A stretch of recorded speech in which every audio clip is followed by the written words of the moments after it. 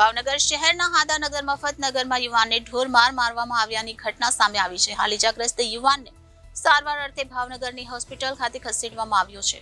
કોઈ જૂની અદાવતને લઈને યુવાનને ઢોર માર મારવામાં આવ્યો હોવાનું જાણવા મળી રહ્યું છે. આ બનાવને લઈને હાલ તો પોલીસ મથકમાં ફરિયાદ અંગેની તજવીજ હાથ ધરાઈ છે. ભાવનગર શહેરના હાદાનગર મફતનગરમાં યુવાનને ઢોર માર મારવામાં આવ્યો હતો. આ ઇજાગ્રસ્ત યુવાનને સારવાર અર્થે ભાવનગરની હોસ્પિટલ ખાતે ખસેડવામાં આવ્યો હતો. હિતેશભાઈ લાલજીભાઈ સોલંકી નામના યુવાનને માર મારવામાં આવ્યો હતો.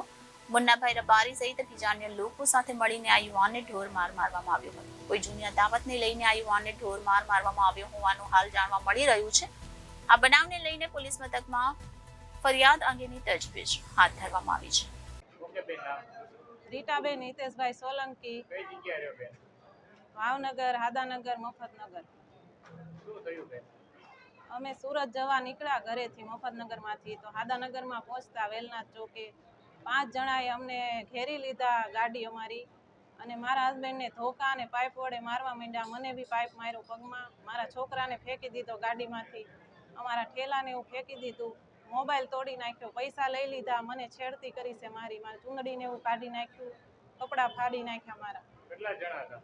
5 જણા હતા. મુન્નાભાઈ ભીલ મેન છે. શું નામ છે? મુન્નાભાઈ ભીલ રબારી. પૈસાની લેતી દેતી 10 વર્ષ પહેલા મારા હસબન્ડે પૈસા લીધા હતા એની પાસે 40,000. પછી તો એનું 10 લાખ વ્યાજ ભર્યું, તોય તે અમારી પાસે પૈસા માંગે છે. 2 વાર અમે આપ્યા 40,000 અને 10 લાખ વ્યાજ ભર્યું, તો બી અમારી પાસે પૈસા માંગે છે.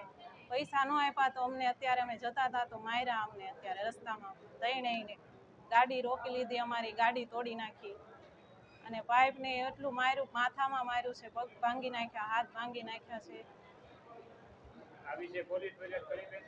હા, 181માં ફરિયાદ કરી હતી. એમને એમ કીધું 100 નંબરમાં ફોન કરો, તો 100 નંબરમાં ઉપાડતા નહોતા, એટલે અમે 108માં લાલ દવાખાને લઈને આવ્યા છીએ. ત્યાં કેસ રજૂ કર્યો છે. અત્યારે પોલીસ ફરિયાદ કરવાની? હા. કેટલા જણાને વાગ્યું છે? અમને 3 જણાને, મારા છોકરાને બી વાગ્યું છે, મારા હસબન્ડને બહુ વાગેલું છે. હિતેશભાઈ લાલજીભાઈ સોલંકી, ઉંમર 32 વર્ષ. તમારું નામ? રીટાબેન હિતેશભાઈ સોલંકી, ઉંમર 28 વર્ષ. મારા છોકરાનું નામ ક્રિશાંત હિતેશ સોલંકી, 3 વર્ષ. ઓકે ભાઈ, શું નામ? સોલંકી હિતેશ લાલજીભાઈ. કઈ જગ્યાએ રહ્યો, શું બનાવજો? આદાનગરમાં રહું છું. મુન્નાભાઈ રબારી આવીને અચાનક મેં સુરત જવા નીકળ્યો તો મેં અને મારી વાઈફ ચાલુ ગાડી આવીને મારવાનું ચાલુ કર્યું. પાઇપ, ધોકા અને છરી જેવા બીજા અત્યારે હતા 5-6 જણા હતા. એ લોકો શેના વિશે મારે?